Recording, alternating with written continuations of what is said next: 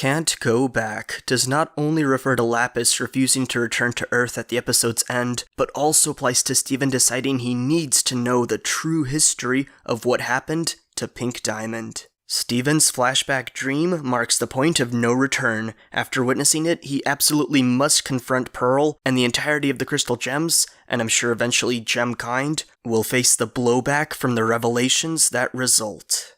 But I'm getting ahead of myself. The chain of events that led to the biggest reveal in Steven Universe so far kicked off with none other than Ronaldo, arriving at Steven's door in the middle of the night. One thing I personally quite enjoyed about Can't Go Back is that it incorporated multiple events that theoretically could have been their own episodes. Steven Universe oftentimes seems to be fairly single-minded when it comes to the plot of an episode. Typically the focus remains on a single premise the whole way through, or at least for the vast majority of the episode. Now, I'm not saying Ronaldo's dumb pointless hijinks should have had another episode. No, far from it. We've had too many of those already. I really don't think we deserve to be saddled with yet another Ronaldo ep that nobody asked for. But it's not out of the realm of possibility, and it could still happen. So I was very happy to only have a small dose of Ronaldo, where limited exposure to him actually allowed all of his jokes to land and be quite funny. It was awesome for Ronaldo to appear not just for the sake of it or to fill time, but to actually set a plot unrelated to him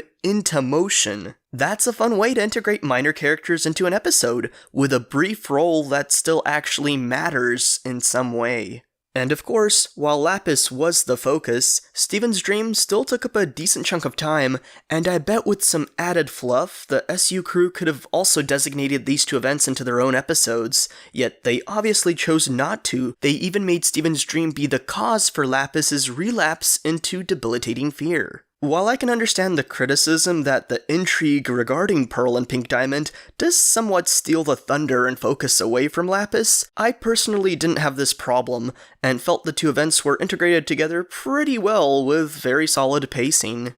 So yeah, Lapis. She just couldn't stay away, fell in love with the Earth and its inhabitants a bit too much, it seems. Steven doesn't find her in the barn she took with her, but rather in the moon base, where Lapis reveals she's been spying on the Crystal Gems. Well, I wouldn't call it spying, because that would make me feel bad.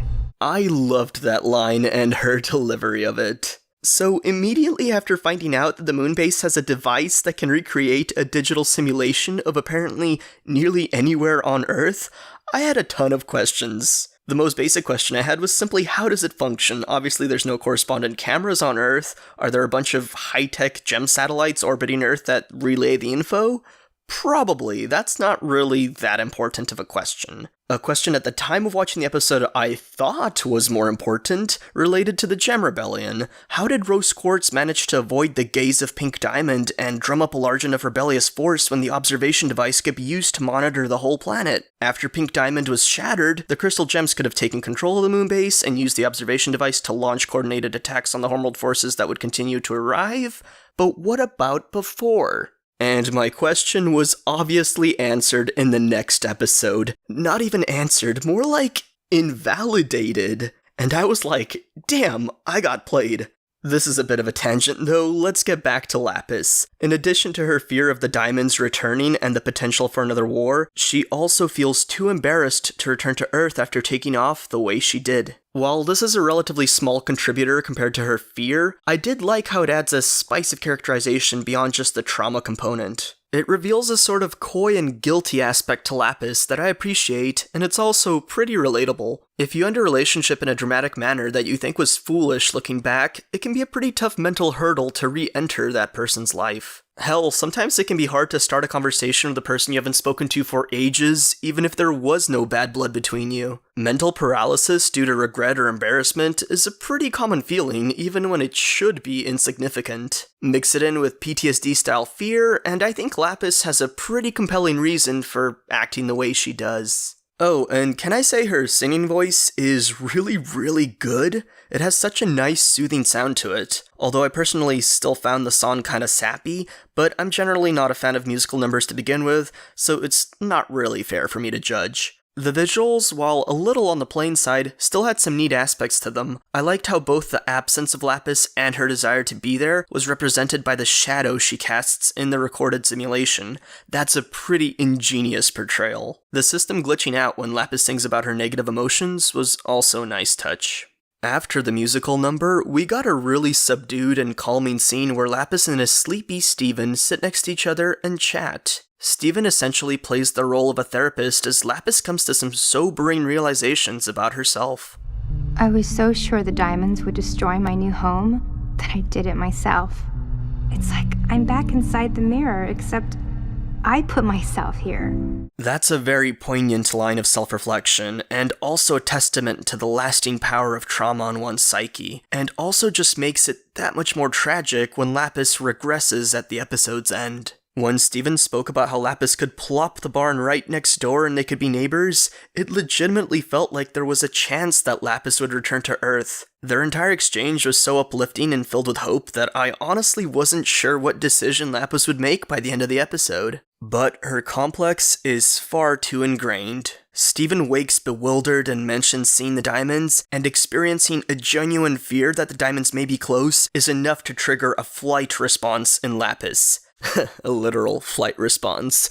Unintended pun there. Now, I did not like how the scene was framed as if Lapis fled because Steven accidentally withheld information. Steven wasn't properly explaining that he witnessed a vision of the past because the image of Pearl threw his entire thought process out of whack. But to have Lapis take off simply due to a failure of communication really undermines her mental struggle, in my opinion. I think the whole situation works far better if Lapis realized how overpowering her fear was due to a false alarm, and decided she can't handle taking a risk by staying on Earth. A false alarm makes her realize she can't handle the mere potential of the real thing. The scene can still be interpreted this way, I mean that's the way I choose to interpret it, but I just wish that Steven actually explained things, only for Lapis to still make the choice to leave. I guess it's kind of a minor complaint, but still I hate it when characters make big dramatic decisions simply due to miscommunication or poor communication, and I would prefer for that to be invalidated as a viable interpretation for what went down. Anyway, let's finally talk about Steven's dream before this review comes to a close. Can I just say Blue Diamond's voice is superb? It's sweet to hear it when she's not on the verge of crying, and it's such a good voice. The VA does such an excellent job with it. You must understand, you are a diamond. I think it's easily my favorite sounding voice in the series. I appreciate how Yellow had no lines at all. She just stood there facing the other way, letting Blue do all the scolding. How very in line with her character. Blue Diamond mourning Pink to the extent she does also has additional nuance now. Blue was the one who told Pink to basically put herself out there. Blue told her to hold a public display to show she's unfazed, and at such a public display is where Pink got cut down. Blue might feel like she sent Pink toward her demise, after Pink wanted to back out of the whole ordeal, no less. As we find out in the following episode, Pink did take Blue's advice, but not in the way Blue intended. As long as you are there to rule, this colony will be completed. That's some nice additional foreshadowing squeezed in right before the big reveal. And then Steven sees the shadow of Pearl holding Rose's scabbard, ready to cut Pink down, and at the episode's end, after Steven realizes he can't really do anything to help Lapis at this point, he decides it's time to confront Pearl for the truth. I thought Can't Go Back was a really solid episode, although of course most of the discussion and hoopla will be focused on the follow-up episode A Single Pale Rose. The big reveal certainly made waves. I'll see you all in the next review to talk about the truth and the twist behind Rose Quartz and Pink Diamond.